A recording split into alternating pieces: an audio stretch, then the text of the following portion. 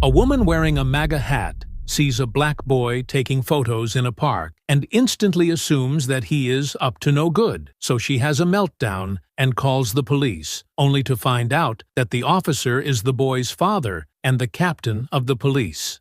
The late afternoon sun bathed the park in a golden hue, its rays streaming through the branches of towering oak trees. The laughter of children filled the air, blending with the rhythmic creak of swings and the distant hum of a lawnmower from a nearby house. David Carter adjusted the strap of his camera bag and knelt by the edge of the sandbox, angling his lens toward the small hands of a toddler constructing a lopsided castle. The boy giggled as he crushed the structure with his fist, earning a playful scold from his mother. David smiled faintly behind the camera, snapping the moment for his school project on everyday beauty. The scene was peaceful, untouched by the turbulence of the world beyond the park's gates. David glanced around, searching for his next subject. His gaze landed on a weathered bench under a sprawling tree, its surface etched with decades of initials and declarations of love. As he stepped closer, the sound of sharp, quick footsteps broke through his concentration. "Excuse me!" A woman's voice cut through the ambient noise, its tone sharp enough to turn a few heads. David turned, startled to see a middle-aged woman marching toward him. Her bright red MAGA hat stood out against the earthy tones of the park, and her small, yapping dog strained against its rhinestone-studded leash. "Yes?"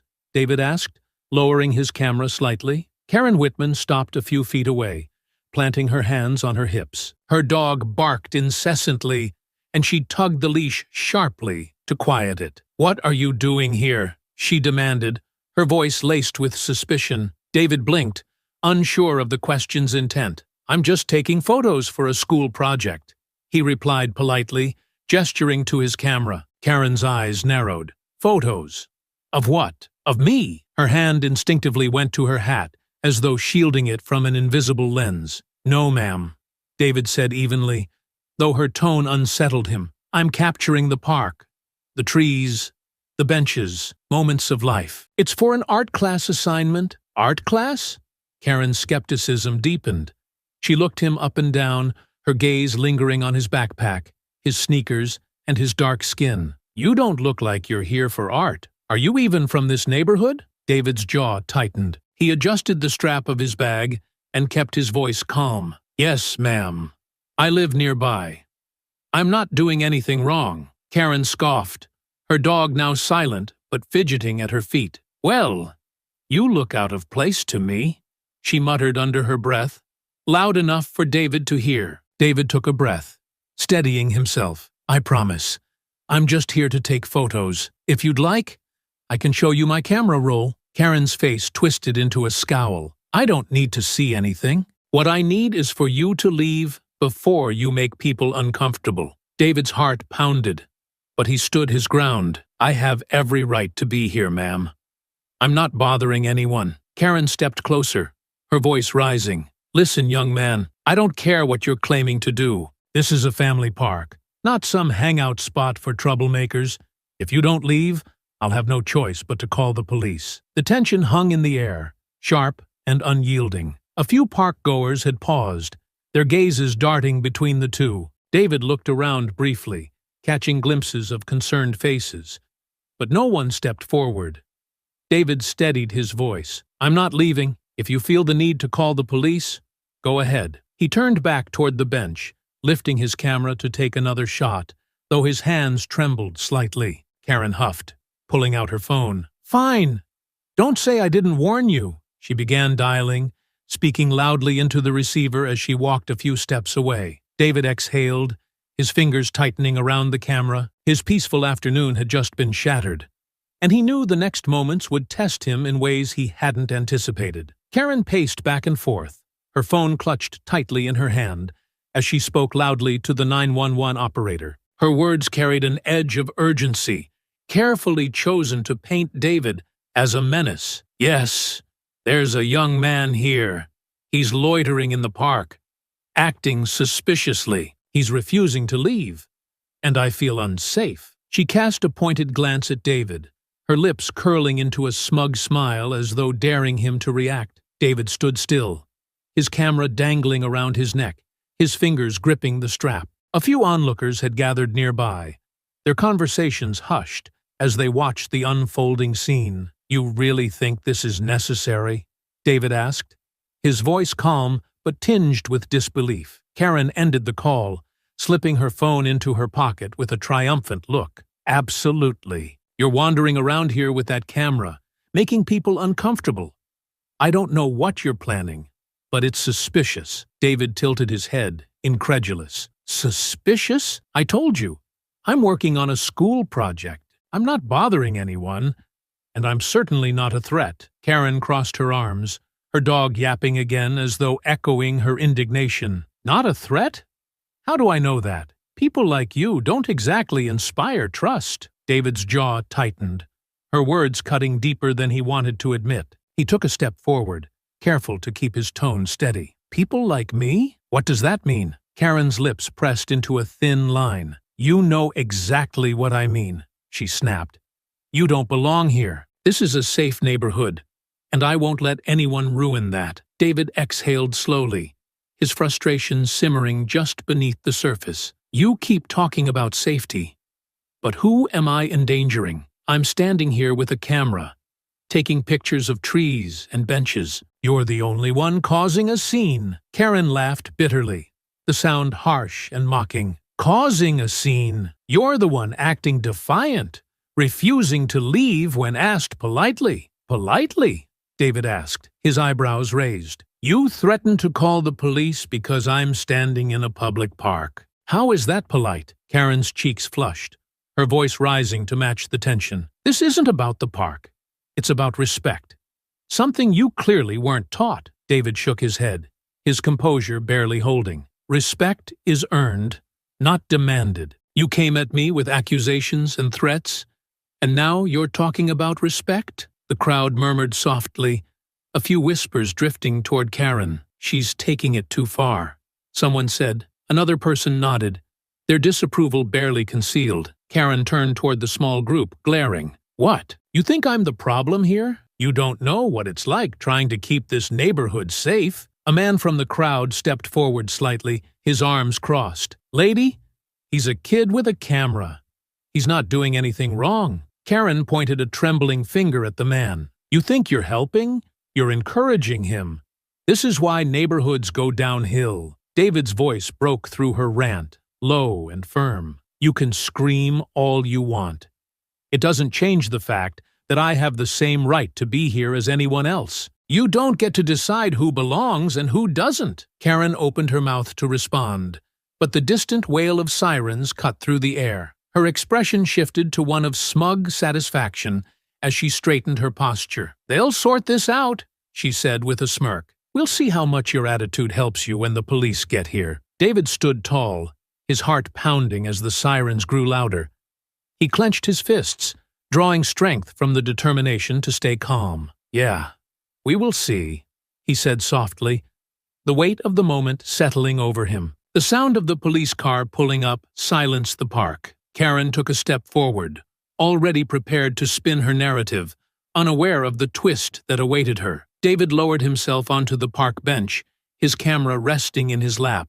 His chest felt tight, the weight of the situation pressing down on him. He focused on his breathing, steadying the nerves that threatened to overwhelm him. Around him, the park buzzed with tension. Some onlookers whispered among themselves, while others simply watched in silent disapproval of Karen's actions. Karen, however, remained undeterred. She paced in front of the bench, her dog trailing nervously behind her. Her eyes burned with righteous fury as she pointed an accusing finger at David. "You think you can just sit there like you've done nothing wrong?" she spat, her voice loud enough to draw attention from across the park. "You've got some nerve, acting all innocent." David didn't respond. His fingers gripped the camera strap tightly, his knuckles white. He glanced down at his lap, refusing to meet Karen's gaze. "Oh, so now you're going to ignore me?" Karen scoffed, stepping closer. She leaned over him, her shadow stretching across the bench. "Typical. You people always think you can play the victim. Let me tell you something, young man. Nobody here is buying your act. David's heart pounded, but he kept his voice calm. I'm not playing anything. I'm just waiting, like you asked. The police will sort this out. Karen snorted, shaking her head. Sort it out? Oh, they'll sort it out all right. They'll take one look at you and know exactly what's going on here. David looked up, his eyes meeting hers. And what exactly do you think is going on? Karen leaned in closer, her face inches from his. You're here to cause trouble, that's what. Snooping around with that camera, pretending you're just some kid doing a school project. I wasn't born yesterday. David raised an eyebrow. You think I'd go to all this trouble just to bother you? That doesn't make any sense. Karen waved a dismissive hand. Don't play dumb. You're not fooling me. I know you're kind, always lurking around where you don't belong. Just waiting for the chance to ruin something nice. David's jaw clenched, but he forced himself to stay seated. The weight of her words hung in the air, sharp and heavy. He wanted to lash out, to yell, but he knew that would only give her more fuel for her fire. I'm not here to ruin anything, he said, his voice steady but firm. I'm here to take photos. Just like I told you. If you can't handle that, maybe you're the one who doesn't belong here. Karen recoiled, her face reddening. For a moment, she was silent, her mouth opening and closing as though searching for the right words. Finally, she straightened up, smoothing the front of her shirt. You've got a real attitude problem, she snapped, stepping back. It's no wonder this country's falling apart with people like you running around. David shook his head, his voice quiet but resolute. You keep saying, people like me. What does that mean? Go ahead. Say it. Karen glared at him, her lips pressed into a thin line. I don't have to explain myself to you. The distant sound of sirens grew louder, cutting through the tension like a blade. Karen's expression shifted, her smug confidence returning. Well, looks like your little charade is about to end, she said, crossing her arms. David remained seated, his fingers brushing the smooth surface of his camera. He didn't reply, his focus shifting to the approaching police car. He knew the next few moments would change everything, but he wasn't sure how. The car pulled up to the curb, and a tall man in a police uniform stepped out. Karen's face lit up, her confidence surging as she waved him over. Officer, over here, she called, striding toward him. David's stomach tightened as he watched the man approach. Then, to Karen's confusion, the officer smiled and said, David, you okay, son? The color drained from Karen's face as she froze in place, her smugness evaporating in an instant. Karen's eyes darted between Marcus and David, her face a mix of confusion and defiance. The smugness she had when calling the police began to fade, replaced by frustration. Wait a minute, she said, her voice rising. You're his father? Yes, ma'am, Marcus replied evenly, his eyes locked on hers. And I'm also the captain of the precinct that responded to your call. Now, can you explain exactly why you felt the need to report my son? Karen blinked rapidly, caught off guard. She glanced at the growing crowd of onlookers, their disapproving gazes fueling her agitation. I already told you, she snapped. He was wandering around, taking pictures, acting like he owned the place.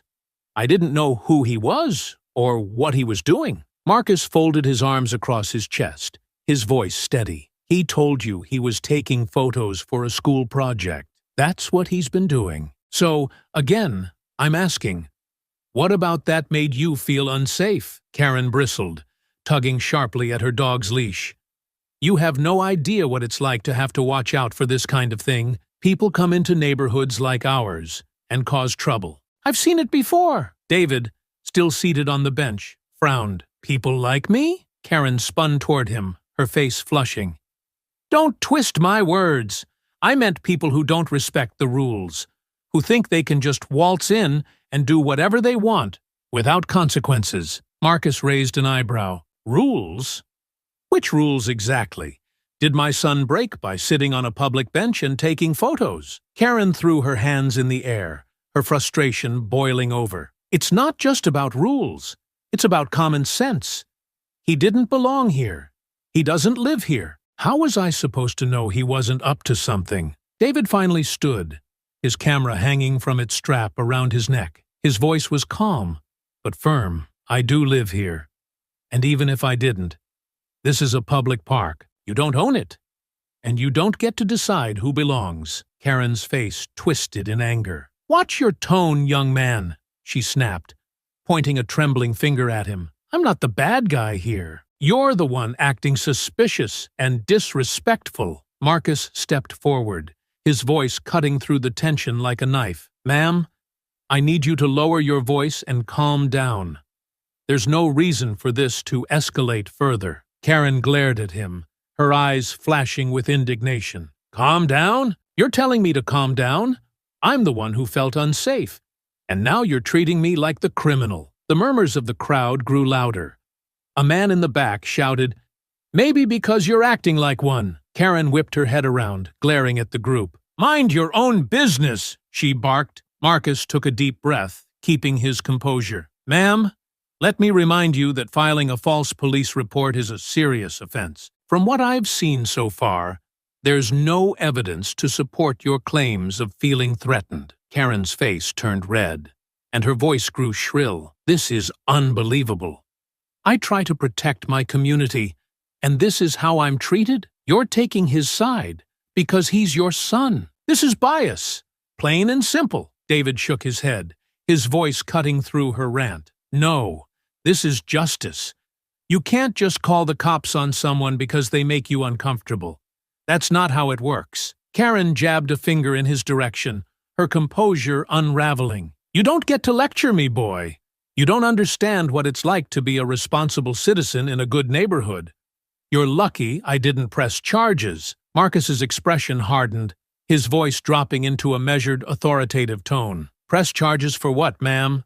Sitting on a bench? Taking photos? You're digging yourself into a deeper hole with every word. Karen let out a frustrated huff, her hands trembling as she clutched her dog's leash. This is ridiculous. You're all against me. You're twisting this to make me look bad. Marcus's tone remained calm but firm. Ma'am, no one here twisted anything. Your own words and actions are doing that. I suggest you step back and think very carefully about how you proceed. Karen's anger boiled over, her voice rising above the crowd's murmurs. This is harassment. I'll file a complaint against you and your son. You'll both regret this. The crowd gasped at her outburst, their murmurs turning into outright condemnation. David stared at her, unshaken, as Marcus maintained his unflappable stance. Ma'am, Marcus said evenly, I think it's time for you to leave. Karen's chest heaved, her face a mask of rage. Oh, I'm not going anywhere. Not until I get justice for how I've been treated. Marcus's expression didn't waver as he stepped closer, his tone resolute. Then I suggest you sit tight, because there will be accountability for what happened here today. But it won't be on my son. The confrontation hovered on the edge of breaking completely, as Karen's anger surged further, setting the stage for the escalation to come. Karen's chest heaved as her indignation boiled over, her composure completely shattered. Her hands clenched the leash tightly, her trembling fingers betraying the storm of emotions within. The crowd watched in stunned silence, their murmurs growing louder as Karen glared at Marcus with unbridled fury. You're protecting him, she shouted, her voice shrill. You're not a real officer. You're a fraud, just like him. Marcus stood his ground, his tone calm but firm. Ma'am, I'm warning you. Your behavior is becoming a public disturbance. You need to step back and calm down before this gets out of hand. Karen's face twisted in rage. Don't you tell me what to do. You don't have the right to lecture me. This is my neighborhood, my park, and I won't stand for this. The crowd stirred uneasily as Karen took a step closer to Marcus, her fists balled at her sides. Marcus remained steady, his tall frame radiating quiet authority. Ma'am, he said, his voice lowering, this is your last warning. Step back. But Karen's anger had reached its peak. You think you're so much better than me, don't you? She hissed. Her voice grew louder, each word laced with venom. You come in here strutting around, acting like you own the place. She suddenly lashed out, shoving Marcus hard in the chest with both hands. The force was enough to make him take a step back, though he remained balanced. The crowd gasped audibly, and David instinctively moved forward, his heart racing. "Dad!" David shouted, his voice filled with panic. Marcus raised a hand, signaling for his son to stay back. He adjusted his footing and locked eyes with Karen, his expression cold and unyielding. "Ma'am, you just assaulted an officer," he said, his voice like steel. Karen's eyes widened slightly, but her fury quickly masked any hint of regret. "Don't act like you're some kind of victim," she snapped, pointing a shaking finger at him. "You've been harassing me since you got here." Marcus took a slow step forward, his voice dropping to a level that silenced even the most restless onlookers. "Let me be very clear," he said, enunciating each word. "If you touch me or anyone else here again, I will arrest you for assault." Karen's face contorted with disbelief. "Arrest me? For defending myself? You're out of your mind." She jabbed a finger toward the crowd. "You all saw it. He provoked me. He's abusing his power." The murmurs of the crowd grew louder, with several people shaking their heads in disgust. A young woman near the front crossed her arms and shouted, "We saw everything. You're the one attacking him." Karen's rage flared again at the comment, and she took another step toward Marcus. "Shut up!" she screamed at the woman before spinning back to Marcus. "And you? What are you going to do about it? Arrest me for standing up for myself?" Marcus's patience was wearing thin, but his composure remained intact. He pulled out a pair of handcuffs from his belt. "Ma'am, if you don't stop right now and leave the park, I will have no choice but to detain you." Karen's defiance wavered, but her pride refused to let her back down completely. "Oh, go ahead. Arrest me!" she shouted, throwing her hands up dramatically. "Show everyone here how you treat innocent people just trying to protect their neighborhood." David stepped closer, his voice steady but firm. "You're not innocent, and everyone here knows it." Karen turned toward him, her face red with fury. "Don't you talk to me, boy!" she spat, her voice cracking. Before Marcus could react, Karen took another step forward, raising her hand. But Marcus moved quickly, grabbing her wrist in midair. His grip was firm but controlled, and his expression remained composed. "That's enough," Marcus said sharply. He reached for his radio, his voice steady as he spoke into it. "This is Captain Carter. I need backup at the park.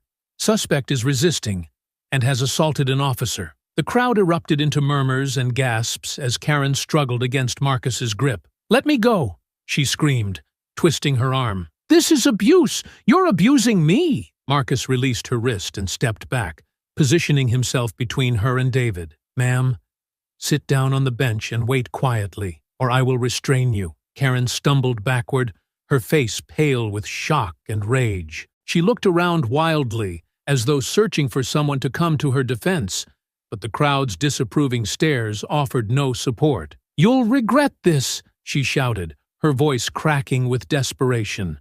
"You'll both regret this." Marcus didn't reply, his focus unwavering. The sound of distant sirens cut through the air, signaling the arrival of backup. Karen's eyes darted toward the sound, and for the first time, fear flickered across her face. Karen stood frozen, her chest heaving as the wail of sirens grew louder. Her dog whimpered at her feet, pulling gently at its leash.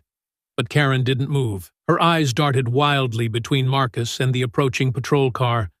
A mix of fury and panic etched across her face. The crowd stirred, some stepping closer to get a better view of the unfolding drama. Their murmurs filled the tense silence, rippling through the park like an undercurrent of judgment. "Looks like she's finally getting what she deserves," someone muttered, loud enough for Karen to hear. Her head snapped toward the crowd, her face twisting with anger. "You don't know anything!" she shouted, pointing a trembling finger.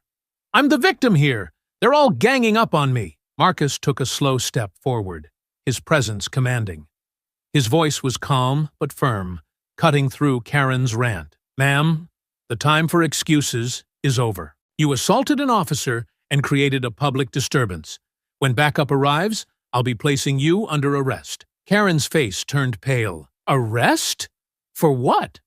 I didn't do anything wrong." "You're abusing your authority." David stood a few feet behind his father, his arms crossed tightly over his chest. "You shoved him in front of everyone here," he said, his voice steady. That's not abuse. That's assault. Karen glared at him, her lips curling into a sneer. Of course you'd say that. You're just as bad as he is. Before Marcus could respond, the patrol car pulled up, its lights flashing. Two uniformed officers stepped out, their gazes scanning the scene. One of them, a younger officer, approached Marcus with a respectful nod. "Captain Carter," the officer said. "What's the situation?" Marcus gestured toward Karen, who stood stiffly with her fists clenched. "This individual filed a false police report, created a public disturbance, and physically assaulted me. She's refusing to comply." The officer glanced at Karen, his expression neutral but professional. "Ma'am, I'm going to need you to turn around and place your hands behind your back." Karen's eyes widened, and she stumbled back a step. "What? No, you can't do this. This is a misunderstanding." Marcus remained composed, his tone unwavering. "You were warned multiple times, ma'am. Actions have consequences." Karen's panic morphed into desperation. She turned to the crowd, her voice shrill. "You all saw it. He provoked me. This is a setup. They're trying to humiliate me." The crowd murmured in response, but the disapproval in their faces was undeniable. A middle-aged woman in the front crossed her arms and shook her head. "No one provoked you," she said loudly. "You brought this on yourself." Karen's jaw dropped, her gaze snapping to the woman. "How dare you!" she screamed, her voice cracking. The younger officer stepped forward, his voice firm. "Ma'am, this is your last chance to comply peacefully. Please turn around and place your hands behind your back." Karen's defiance wavered as her breathing grew shallow. Her gaze shifted back to Marcus, who stood tall and resolute, his arms crossed. "This isn't over," she hissed. "You'll regret this. All of you will." She turned slowly, her shoulders stiff, and held out her hands with a dramatic sigh. The officer quickly and efficiently placed handcuffs on her wrists, reciting her rights as he guided her toward the patrol car. The crowd watched in silence, their judgment palpable. A young man near the back let out a low whistle. "Well, that's one way to make an exit." Karen shot him a withering glare as she was placed in the back seat of the patrol car.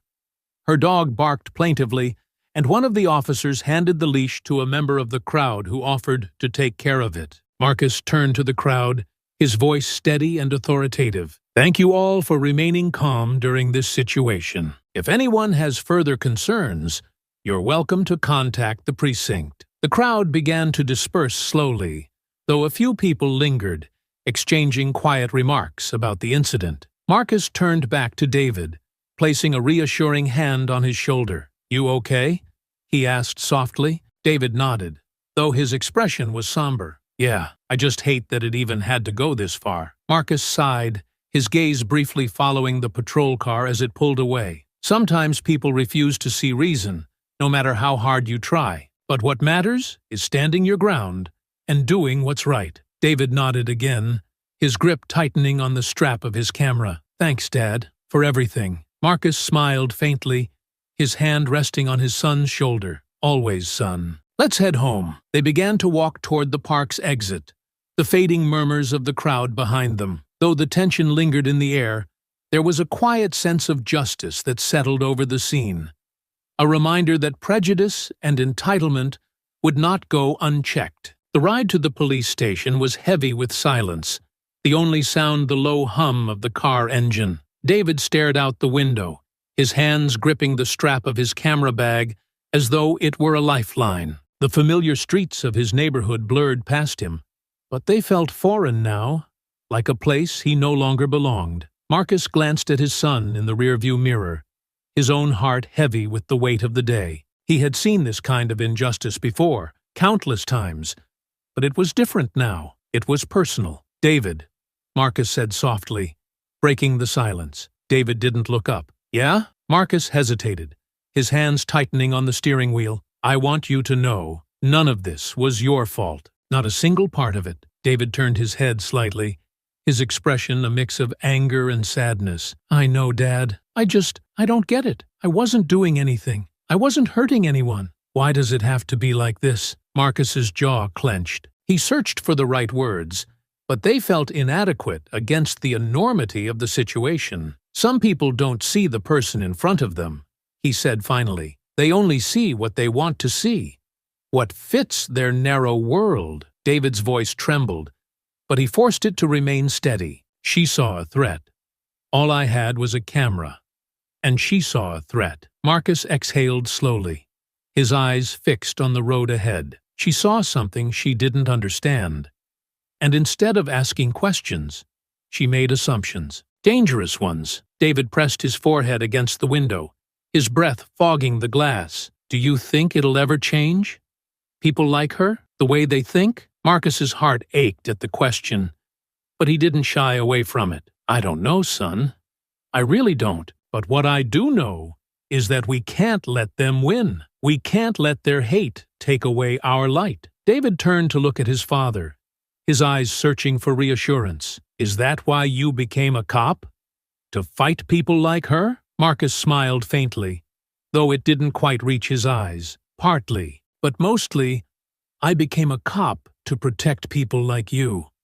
To make sure that when someone tries to hurt you, there's someone standing in their way. The car fell silent again, but the tension had shifted. David leaned back in his seat, his grip on the camera bag loosening just slightly. He still felt the sting of Karen's words, but his father's presence was a reminder that he wasn't alone in this fight. As the station came into view, Marcus reached over and gave David's shoulder a gentle squeeze. We'll get through this, together. David nodded, his expression resolute. Together. The car pulled into the parking lot, the bright lights of the station illuminating the dark night. David straightened his shoulders, ready to face whatever came next. The fluorescent lights in the station buzzed faintly as Marcus and David stepped through the glass doors. David stayed close to his father, his camera bag clutched tightly in his hand.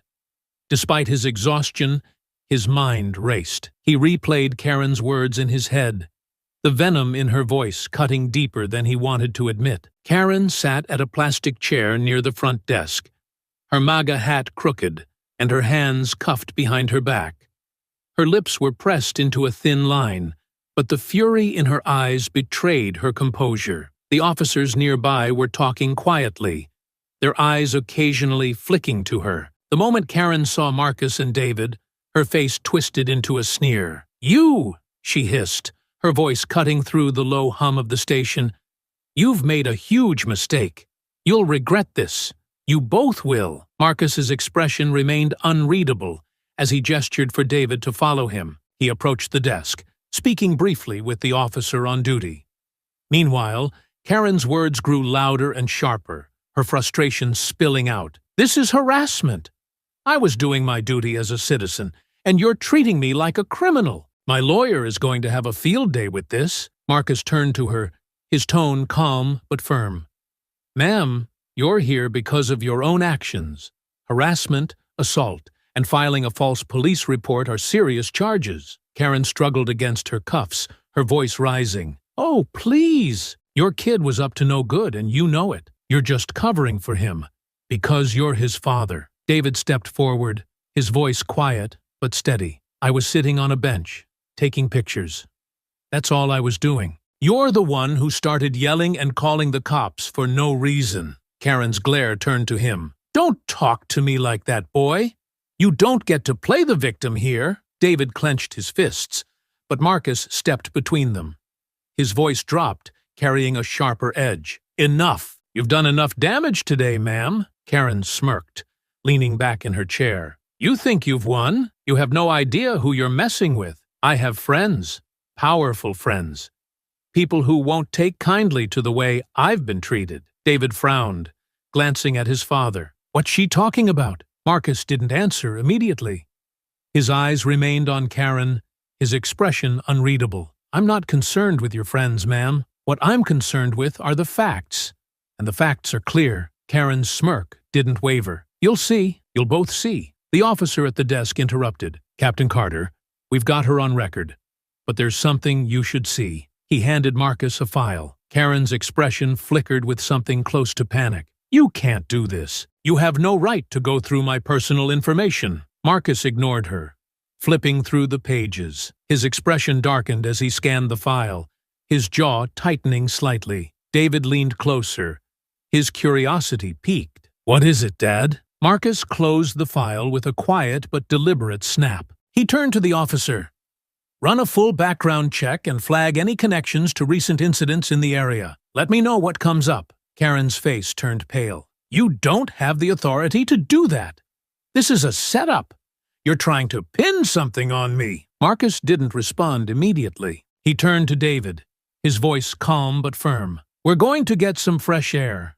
Stay close." As they walked toward the station's exit, David glanced at his father, his heart pounding. What was in that file? Marcus didn't answer right away. When he finally spoke, his voice was low. "Let's just say there's more to Karen than meets the eye." David's brows furrowed. "More? Like what?" Marcus stopped just outside the station, his gaze distant. "She might not be as harmless as she seems. And if what's in that file checks out, this could get a lot more complicated." David swallowed hard, the day's events taking on a new and unsettling weight. "What do we do now?" Marcus placed a hand on his son's shoulder, his expression resolute. "We do what we always do, son. We stand tall and see this through." The air outside the station was cooler, but it did little to ease David's racing thoughts. He followed his father to a quieter spot near the parking lot, his curiosity bubbling over. Marcus leaned against the hood of his patrol car,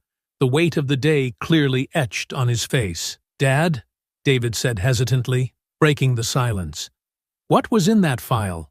What did it say about her?" Marcus exhaled slowly, his gaze fixed on the horizon. "It's complicated, son. But let's just say Karen Whitman isn't exactly the model citizen she claims to be." David frowned, confusion mixing with unease. "What do you mean? What did they find?" Marcus crossed his arms, his tone measured. "There's evidence that Karen's been involved in a string of complaints. Harassment, intimidation, even a few cases of vandalism, all targeted at people she claimed didn't belong in her neighborhood." David's stomach twisted at the words. "You mean people like me?" Marcus nodded grimly. "It looks that way. And it's not just here. The file mentioned similar incidents in another town where she used to live. She left right before charges could be filed." David leaned against the car, his mind racing. "So, she's done this before? How is she not in jail?" Marcus's jaw tightened. Some people know how to manipulate the system. They make just enough noise to scare people, but not enough to get caught. She's been walking that line for a long time. David's anger flared. "And now she's trying to do it again, with us. What if she actually has those friends she was talking about?" Marcus placed a reassuring hand on his son's shoulder. "Let me worry about that. What matters is that we have her actions on record now, and if there's more to her story, we'll find it." Before David could respond, the station doors swung open, and one of Marcus's officers stepped out. He jogged over, a clipboard in hand. "Captain Carter, we've flagged some connections. You'll want to see this." Marcus took the clipboard and scanned the report. His expression darkened as he read the details. David shifted uncomfortably, watching his father closely. "What is it?" David asked, his voice cautious. Marcus handed the clipboard back to the officer. His tone clipped. "It's worse than I thought. Karen's been linked to a local group that's been spreading hate speech and organizing rallies under the guise of neighborhood preservation." David's eyes widened. "Wait, like a hate group?" Marcus nodded, his face grim. "Not officially. They're careful to stay just inside the law. But their actions speak for themselves. Karen's involvement isn't direct, but there's enough evidence to raise serious questions." David's mind reeled. The woman who had berated and humiliated him in the park wasn't just a neighborhood busybody. She was part of something much darker. "So, what happens now?" David asked, his voice steadier than he felt. Marcus straightened, his resolve clear. "We build a case. We follow the evidence and make sure people like her don't get to keep hiding behind lies and excuses." David looked up at his father, a spark of determination in his eyes. "What can I do to help?" Marcus gave him a faint smile. "You've already done more than enough, son. You stood your ground today, and that's more powerful than anything else. But if you want to help, keep being yourself. Keep using your voice. That's how we fight people like Karen. David nodded, the weight in his chest lifting slightly. He didn't feel entirely at peace, but knowing they were taking action gave him a sense of purpose. As they walked back toward the station, the gravity of the situation settled over them both. Karen's behavior wasn't just a moment of prejudice.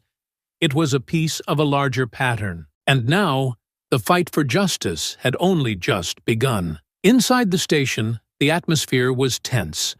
Marcus and David stood near his office, while the officers worked around them. The quiet buzz of conversations and the occasional shuffle of papers filling the room. The weight of what they had just learned about Karen hung heavy in the air. David leaned against the wall, his arms crossed tightly over his chest. So, what happens next? Are you going to arrest her for being part of that group? Marcus shook his head, his voice steady but serious. It's not that simple, son. Her association with the group isn't enough to press charges. We need concrete evidence. Something that ties her to illegal activities. David frowned, frustration flickering in his eyes. But isn't what she's already done enough? She called the cops on me for no reason, lied to them, and then assaulted you. Isn't that enough to keep her locked up? Marcus nodded. It's enough to charge her for those specific crimes, and she'll face consequences for them. But if we want to expose the bigger picture, if we want to stop her from doing this again, we need more. David exhaled sharply, running a hand over his face. How does someone like her keep getting away with this? She's hurt so many people, and she just moves on to the next place like nothing happened. Marcus placed a reassuring hand on his son's shoulder. She's not getting away with it this time. We've got her actions on record, and the investigation into her connections is just starting. People like her thrive on fear and silence, but the more we shine a light on what they're doing, the harder it gets for them to hide. One of Marcus's officers approached, holding a small stack of files. Captain Carter, we've pulled together more information. These are complaints filed against Karen in her previous neighborhoods, and there's a pattern. Harassment, property damage, even allegations of threats. She's left a trail. Marcus took the files, flipping through them quickly. His eyes narrowed as he read. She's been careful, but not careful enough. If we can connect her actions here to her past behavior, we might be able to establish intent. David peered over his father's shoulder, his curiosity outweighing his unease. What kind of threats? The officer cleared her throat. Most of the complaints are vague. Things like, she said she'd make life difficult, or she made comments about people needing to leave the neighborhood. But a few of the reports mention specific incidents, like broken windows or cars being keyed after arguments with her. David's stomach twisted. She's done this to so many people, and no one stopped her? Marcus's jaw tightened. Not yet, but now we have a chance to make it stick. The officer hesitated before continuing. There's one more thing. We found social media posts linking her to some of the rallies held by that neighborhood preservation group. Nothing explicitly illegal, but enough to show she's involved. Marcus closed the file and handed it back to the officer. Good work. Keep digging. I want to know every detail about her connections and actions. The officer nodded and returned to her desk, leaving Marcus and David in a moment of quiet. David's voice was softer now, but no less resolute. She's not going to stop, is she? Even if she gets in trouble for what she did to me, she'll just find another place to start over. Marcus looked at his son, his expression firm. Not if we make sure she faces real accountability. This time, we're not letting her walk away. David nodded slowly, a spark of determination lighting in his eyes. What can I do? Marcus smiled faintly. You've already done a lot, son. Your strength today showed people who she really is. But if you want to help more, we'll need to gather statements from people she's hurt. People in the community who are ready to speak up. That could make all the difference. David straightened, his resolve solidifying. Okay, let's do it. Marcus nodded, pride flickering across his face. Let's do it. As they walked back toward the desk to begin the next steps, the hum of the station seemed quieter, more focused. The fight against Karen wasn't over, but for the first time, It felt like progress was being made. The video of Karen's park confrontation spread faster than wildfire. By the morning after her arrest, it was plastered across every major social media platform. The clip, recorded by a bystander, perfectly captured her berating David, yelling inflammatory remarks, and being led away in handcuffs by Marcus. It was only a matter of hours before hashtags like #YarChuThi, Justice for David, and Park Karen began trending. News outlets picked up the story, airing segments with titles like "Local Woman Sparks Outrage After Calling Police on Black Teenager" and "Community in Uproar Over False Police Report." Clips of Karen's face, twisted in anger, looped endlessly, interspersed with sound bites from bystanders, recounting what they'd seen. Social media responses ranged from outrage to calls for systemic change. Comments poured in, "This is why we need to address everyday racism. It's not just big events. It's moments like this. She's the kind of person who makes communities unsafe. Kudos to the teen and his dad for handling this so well. Her employer needs to see this." Does Green Hill Realty support this kind of behavior? Within hours, Karen's name and job were revealed by internet sleuths. A tweet tagged Green Hill Realty, saying, "Karen Whitman is supposed to be in charge of community outreach. Is this the kind of outreach you stand for?" The post included screenshots of her profile on a professional networking site and contact information for her company. The backlash was swift. By midday, Green Hill Realty issued a public statement. "We do not condone the actions of Karen Whitman. Her behavior does not align with our company's values of inclusion and respect. Effective immediately, she is no longer employed with Green Hill Realty." David saw the statement on his phone as he sat at the kitchen table, scrolling through the flood of posts. "Dad!" he called out, holding up his phone. "She got fired." Marcus walked over, glancing at the screen. His expression was calm, but his voice carried a note of caution. "Actions have consequences. But remember, this doesn't mean it's over. Stay focused." Karen sat in a holding cell at the station, her hands trembling as she clutched the edge of the metal bench. She had spent the night listening to the buzz of voices outside the bars, trying to convince herself this would all blow over. Her lawyer, a sharp-eyed man in his 40s, sat across from her on the other side of the bars, reviewing his notes. "They fired me!" Karen spat, her voice laced with disbelief and fury. Just like that. No phone call, no explanation. Just a cold email saying, "I'm no longer employed." Her lawyer didn't look up. "Considering the video that's been circulating, I'm not surprised. You've gone viral, Karen. And not in a good way." Karen's jaw tightened. "It's all lies. That video, it doesn't show the full story. They're making me out to be a monster, when all I was doing was protecting my community." The lawyer finally looked up, his expression a mix of weariness and irritation. "You're not helping yourself by sticking to that narrative. The video is damning. It shows you yelling at a teenager, accusing him of things you couldn't prove, and then assaulting a police officer. That's all anyone cares about." Karen's lips pressed into a thin line, but the redness creeping up her neck betrayed her frustration. "I was doing the right thing. He didn't belong there, and I had every right to question him." The lawyer sighed, rubbing his temples. "The court of public opinion doesn't care about your intentions. They care about what they see.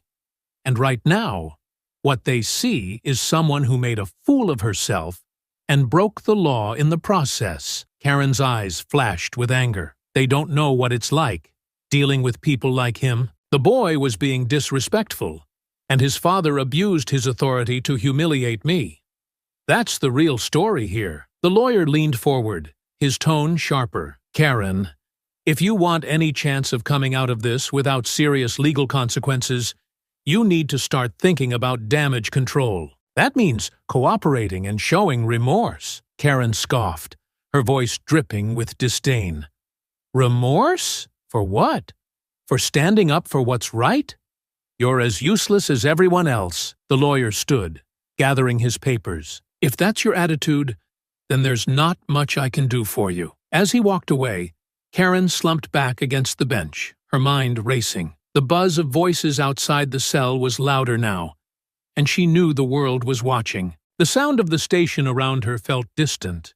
Officers talking, phones ringing, the occasional clatter of a door. She clenched her fists, her nails digging into her palms.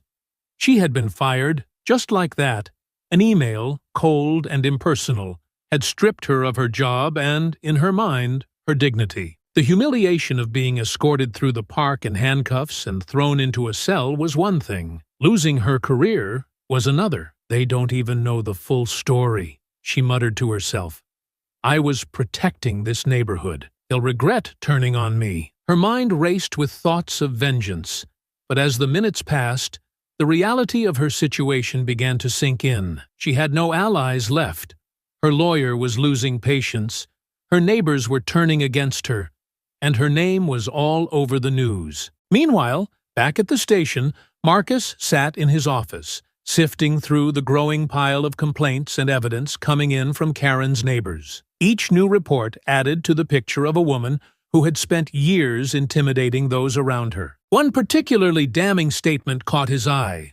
A detailed account of Karen targeting a black family that had moved in 2 years ago. The father described finding threatening notes in their mailbox, their property vandalized, and Karen openly confronting them about bringing down the neighborhood. Marcus leaned back in his chair, exhaling slowly. He knew this wasn't just about the park anymore. It was bigger than David's experience. A knock at the door interrupted his thoughts. One of his officers poked her head in. Captain, another neighbor's here. Says she has something important to share. Marcus nodded, gesturing for her to bring them in. An older woman with a weathered face entered the office, clutching a stack of papers. She introduced herself as Mrs. Langley and explained that she'd lived in the neighborhood for over 30 years. I've been quiet about this for too long, she began, her voice steady but tinged with regret. I thought if I ignored her, she'd leave me alone, but she didn't. She laid the papers on Marcus's desk. They included copies of emails Karen had sent over the years, each one full of veiled threats and condescending remarks. Mrs. Langley pointed to one in particular. This was after my daughter married a black man, she said. Think about the kind of message you're sending to the neighborhood, she wrote. We work hard to keep this area respectable. David, who had been standing quietly in the corner, felt his stomach turn. She actually sent that? Mrs. Langley nodded, and when we invited our in-laws over for a barbecue, someone spray-painted, "Go back to where you belong" on my driveway. I can't prove it was her, but I know it was. Marcus nodded, his voice calm. Thank you for coming forward. People like you speaking out make a difference. As Mrs. Langley left, Marcus turned to David. This is what happens when people feel emboldened by silence. But now, that silence is breaking. In the holding cell, Karen leaned her head back against the wall, trying to steady her breathing. She could hear murmurs outside, voices she couldn't quite make out. A sense of unease crept over her. The sound of keys jingling snapped her out of her thoughts. A guard approached, unlocking the cell door. Whitman, your lawyer's here. Judge approved your release on bail. Karen stood, smoothing her shirt, as though she were about to walk into a meeting instead of out of a cell. Her lawyer stood nearby, his face stern. This doesn't mean you're off the hook, he said sharply. You'll be under strict conditions until your hearing. Don't make things worse for yourself. Karen's jaw tightened, but she said nothing. As she stepped out of the cell and walked toward the processing desk, she caught sight of Marcus and David down the hallway. They were speaking to a group of neighbors, faces she recognized, all of them glaring in her direction. Her steps faltered, and for the first time, she felt a pang of genuine fear. The neighbors continued to file into the station, each one bringing stories, photos, and documents that painted an increasingly damning picture of Karen's behavior. A man in his 30s showed a video of Karen yelling at him for hosting a cookout with his black friends. She said we were bringing the wrong kind of crowd into the area, he explained, his voice tight with anger. Another neighbor, a younger woman, produced a letter Karen had left on her doorstep after she rented her home to a black family. "You should think about the type of tenants you're inviting into this community," she read aloud, her voice shaking. The stories came in waves, each one adding weight to the evidence against Karen. David listened intently, his anger mingling with a growing sense of resolve. "This isn't just about me," he whispered to Marcus during a break. "She's been hurting people for years." Marcus nodded, his expression resolute. "And now, for the first time, people aren't afraid to stand up to her. That's what makes this different." Karen sat in her lawyer's car outside the station, staring out the window at the small crowd of neighbors entering. Her lawyer's voice was a distant hum, explaining the terms of her release, but Karen barely heard him, her eyes fixed on the station door, where Marcus and David stood surrounded by people she once dismissed as insignificant. Her grip tightened on her purse as a bitter thought crossed her mind. They'll regret this. All of them. Karen's release on bail did little to slow the momentum against her. Every day brought new voices from the community, each adding to the pile of evidence stacked against her. The public outcry refused to fade, with headlines and social media posts keeping her actions in the spotlight. Marcus stood in his office late one evening, flipping through the thick file that had grown over the weeks. Statements, photographs, videos. Each piece painted a damning picture of Karen's years of harassment and intimidation. David sat nearby, his camera resting on his lap, scrolling through the latest news coverage of the case. "It's overwhelming," David said, breaking the silence. "Every time I think we've heard it all, someone else comes forward." Marcus nodded, his face grim. "It's because people feel safe now. They know they're not alone, and they know she can't intimidate them anymore." David looked up, his expression serious. "Do you think it'll be enough? In court, I mean?" Marcus set the file down, his eyes meeting his son's. "I do.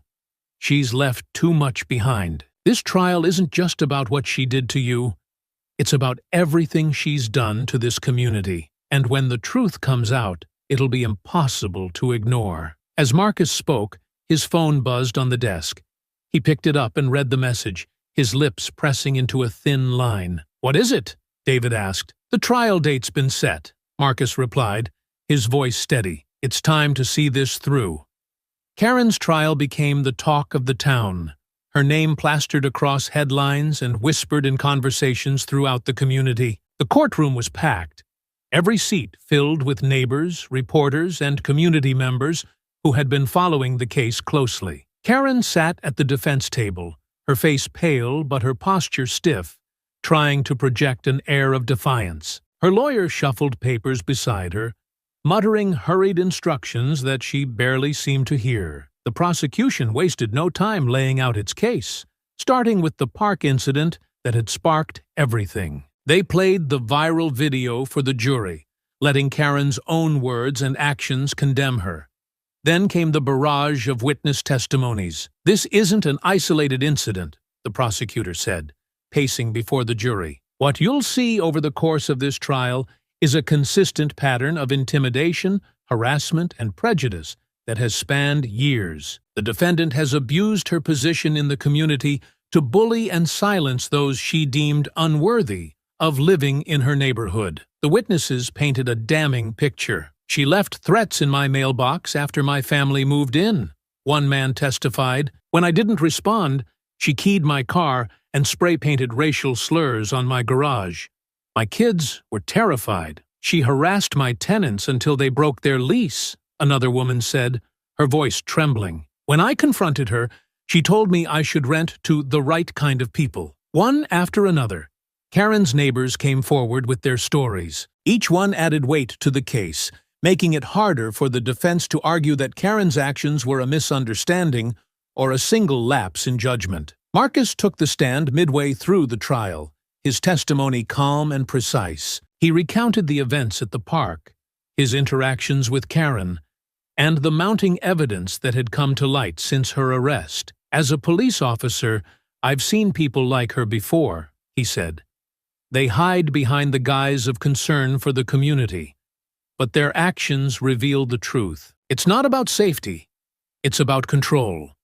And when someone challenges that control, they lash out." When Karen herself took the stand, The tension in the room was palpable. She spoke haltingly, her usual bluster gone, replaced by a strained defensiveness. "I didn't mean to hurt anyone," she said, her voice cracking. "I thought I was doing the right thing, protecting my neighborhood. I didn't realize it would escalate like this." The prosecutor's cross-examination was merciless. Protecting your neighborhood? By filing false reports? By harassing and threatening families who didn't look like you? You didn't think it would escalate because for years it didn't. Because no one held you accountable, Karen stammered, her composure crumbling under the weight of the questioning. I was misunderstood." "Misunderstood?" The prosecutor leaned forward. "Or emboldened by the silence of those around you. You thrived on fear, Ms. Whitman. But now the silence is broken." The jury deliberated for less than a day before returning with their verdict. Guilty on all counts. Karen's sentencing was harsh. The judge, a no-nonsense woman with years of experience handling cases of harassment, didn't mince words. "Ms. Whitman, your actions have caused irreparable harm to this community. You have targeted families, destroyed property, and undermined the very fabric of neighborhood trust. Your attempts to frame yourself as a concerned citizen are nothing more than a thinly veiled excuse for your prejudice. This court will not tolerate such behavior." Karen was sentenced to 6 months in jail, 3 years of probation, and mandatory participation in a rehabilitation program for hate-based offenses. In addition, she was ordered to pay significant restitution to the families she had harmed and barred from holding leadership positions in any neighborhood or community organization for the rest of her life. The courtroom erupted in murmurs as the sentence was read. Karen sat motionless, her face blank, as though she couldn't comprehend the severity of her punishment. Outside the courthouse, Marcus and David stood among a crowd of neighbors, their presence a quiet reassurance that justice had been served. The mood was somber but hopeful, a shared sense of relief that Karen's reign of intimidation had finally come to an end. David turned to his father, his expression thoughtful. "Do you think this is enough? Do you think she'll change?" Marcus looked at his son, his voice steady but reflective. "I don't know if she'll change, but this isn't about her anymore. It's about everyone else. About making sure people know they don't have to stay silent, that they can stand up and be heard." David nodded slowly, a faint smile breaking through the seriousness of his expression. "I guess that's what matters most." Marcus placed a hand on his son's shoulder, pride evident in his eyes. "It is, and you were part of that, David. You stood your ground, and because of that, others found the courage to stand with you." As they walked away from the courthouse, the sun broke through the clouds, casting a warm light over the steps. The road ahead was still long, but for the first time in years, the community felt united. A place where voices were heard, and justice was more than just a word. The weeks following Karen's sentencing marked the end of an era for the neighborhood. With her gone, the community began to heal, but her absence left a scar, a reminder of the harm she had caused over the years. Karen's fall from grace was complete. Once a self-appointed authority in the neighborhood, she now found herself ostracized and alone. The jail sentence stripped her of the control she had clung to for so long, and the restitution payments drained the savings she had spent years amassing. Her name became synonymous with the prejudice and entitlement that had fueled her actions. Inside her cell, Karen sat on a narrow cot, staring at the bare walls. The anger that had once burned so fiercely within her had dimmed, replaced by a hollow emptiness. She replayed the events of the trial in her mind. The damning testimonies, the glares from former neighbors, and the judge's cutting words. For the first time, Karen began to understand that her control had never been real. She had built her power on intimidation and silence, and when those were taken away, there was nothing left. Meanwhile, life in the neighborhood continued, but with a newfound sense of unity. Community meetings, once contentious and tense, became opportunities for dialogue and collaboration. Neighbors who had previously avoided each other began to connect, sharing stories and finding common ground. Marcus and David noticed the changes during their evening walks. observing how people seemed more willing to engage and less hesitant to speak up. One night, as they sat on their porch, the conversation turned to everything that had happened. "Do you think she regrets it?" David asked, his voice thoughtful. Marcus considered the question, his gaze fixed on the street. "Maybe, but regret doesn't always lead to change. What's important is that she can't hurt anyone else, at least not here." David nodded, his camera resting on his lap. "I guess it's not about her anymore, is it?" Marcus smiled faintly. "No, it's not. It's about what we do next, how we keep moving forward." David looked out at the street, where kids played and neighbors chatted, a scene that had felt impossible just months ago. "It feels different now, like people aren't afraid anymore." "That's because they're not," Marcus said. "When you stood your ground in that park, you showed them it was possible. And when people started speaking up, they realized they weren't alone." David glanced at his father, a small smile on his face. "I didn't think it would matter that much. I just didn't want to back down." Marcus placed a hand on his son's shoulder, his voice filled with pride. "That's all it takes sometimes. One person standing up, refusing to be silenced. You made a difference, David. Never forget that." The two sat quietly for a while, the hum of the neighborhood around them. The work wasn't finished. There would always be challenges, always be those who tried to divide. But for now, there was hope. And that was enough. As the stars began to dot the night sky, Marcus looked at his son and said, "Change doesn't happen all at once, but this was a step in the right direction. And sometimes, that's all we need to keep going." David nodded, his smile widening. One step at a time. Together they sat on the porch, ready to face whatever came next, knowing they had the strength to stand up for what was right, no matter how